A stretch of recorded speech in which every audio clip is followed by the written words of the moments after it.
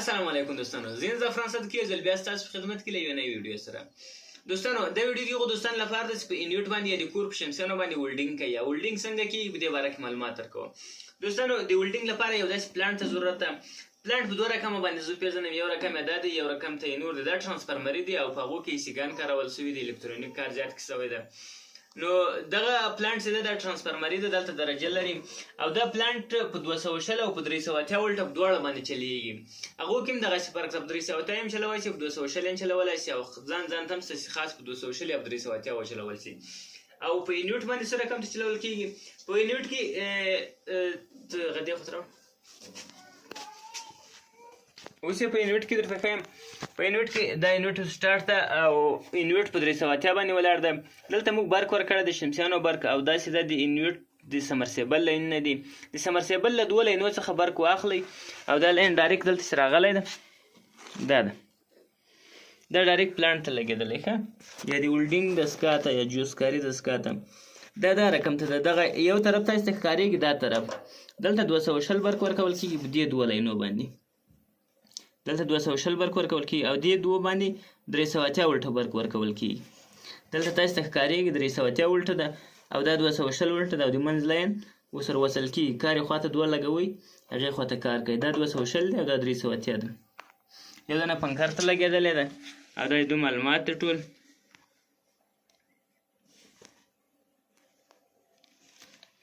او دې طرف ته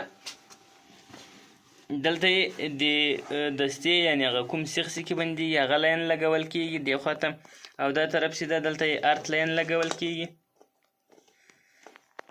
په دې طریقه سره جوړښت لري. دا رقم ته دلته بند ده آف، او دا رقم ته دی درجه په درجه باندې ولډینګ، کمزوری ولډینګ پې کې، زورور ولډینګ پې کې، هغه ټول دلته درته ښودل کېږي. نو موږ اوس انویټ سټارټوو، ګورو چې څنګه کېږي. انویټ موږ اوس په 380 ولټه باندې ولاړ ده. نو دوستانو دا انویټ ته په انویټ کې پروګرام غواړي. چې پروګرام غواړي پی بي ته ورسئ او پی بي وکې کړئ. پی بي 0 ده، دا بیا وکې کړئ. دلته یو راځي، دا به 0 کړئ. بیا به یې وکې کړئ، بیا پی بي 0 یو رال، دا به بیا وکې کړئ. دلته یو راځي، دا به 0 کړئ. نور په انویټ کې هېڅ پروګرام ته ضرورت نشته. دا د 3 انچ سمرسیبل لپاره تیار ده دا انویټ، او په دې باندې موږ ولډینګ هم کوو. ولډینګ یې تاسې ګورئ څه رقم ته ده، او دا لاین یې دغه تورو سور لاین چې ده د پاور لاین ده، یعنې د شمسیانو د برق لاین ده. زه تاسې ته اوس برق ښیم. دا لاین ده، دا د شمسیانو لاین ده، او دغه بل لاین چې دی دا دغه زیړ لاین چې دی دغه خو د سمرسیبل له تارو څخه راجلا شوی ده او پلانټ په دې لاینو باندې ډایرکټ چلول کېږي. نور یو شی هم نه ورتړل کېږي.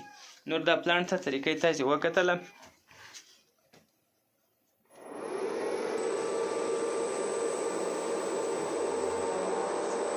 انویټ سټارټ شولو.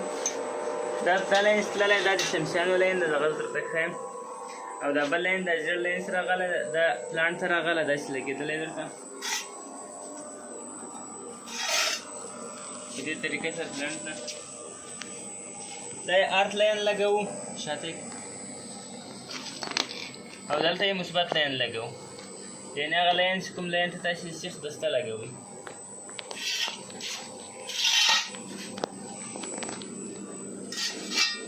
دا یوه دانه زړه بیلچې ده، په دې باندې ګورئ څنګه کېږي.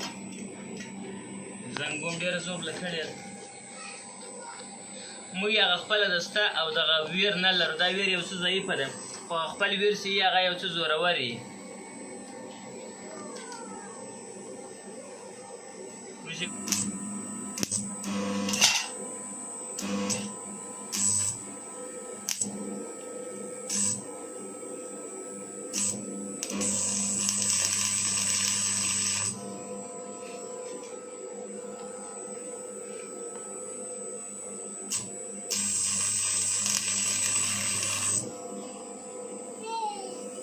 La vara poi cattivolo, lo shot non devo